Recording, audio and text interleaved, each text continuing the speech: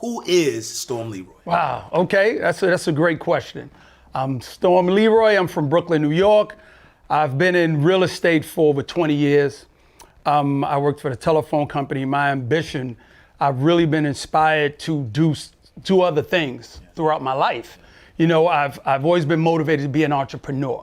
You know, I started out with doing hacking and computers, and my brain expanded from there. I got into a little mischief with back, if people remember the flip phones and all that stuff. And then I went and opened up a barber shop. I always wanted to do my own thing. I never really believed in the conventional way of making money. You know what I mean? So being inspired by my dad, who instilled in me that saying, he always would say to me, don't pay anyone's mortgage.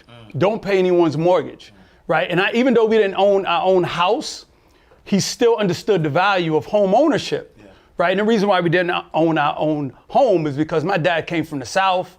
My dad had like an 8th grade education. He came and started doing construction work. My dad was always a hard worker.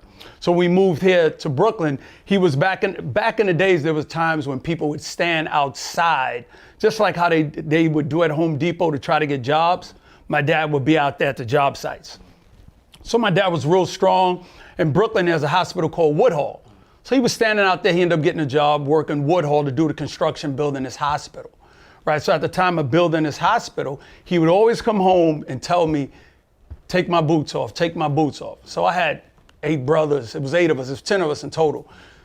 Take my boots off, take my boots off. So I would take them off, go back out inside and play, take them off. But one day while working, he gets caved in while digging a ditch. So they bring him home. From the waist down, he's covered in dirt. They bring him, carry him in. Remember, there was no unions. There was none of that. He wasn't even supposed to be working there. Bring him in, drop him off in the living room, sit him down, but he still calls me in to take his boots off. Get in there, take his boots off. So he says to me while I'm taking his boots off, you know why I ask you to do this every time? So remember, he's all muddy, hurt up. So I look up at him and I go, why? He says, because I don't want you to go through what you see me going through. Wow. Hit me. I was probably about 8 years old then. Wow, You know, 8 years old. Yeah. So from that moment there, I said, all right, there's something he's trying to give to me, but I couldn't get it because I was 8 years old. So as time goes on, I was always motivated to do different things. I was always into electronics, trying to baseball cards, selling them, all of that.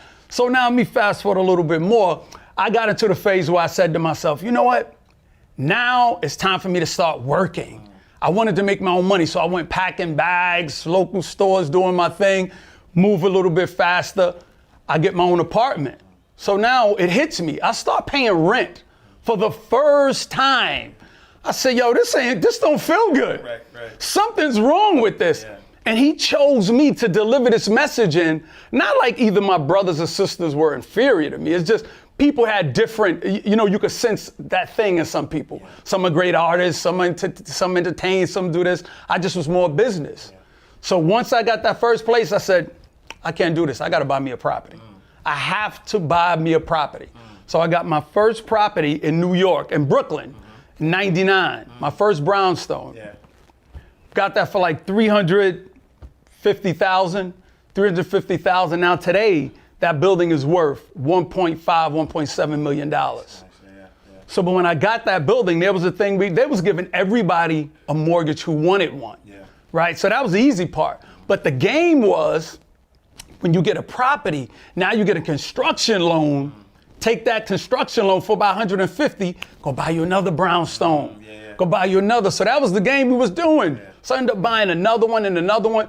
But let me interject and throw this out. Before I got my first property back in 99, around 95, that's when it really hit me because I wanted to do real estate. I went to go look at a property on Bergen and Washington in Brooklyn, which is a very nice area. The problem which happened when I went to look at that property, I took 2 people with me who didn't see my vision. So with that being said, I encourage people, if you have something you want to do, have like-minded people around you or going with you to see the vision, because you can have 100 reasons why you should do something. But all it takes is that one and somebody to confirm the one reason you shouldn't do it. And guess what? you won't do it.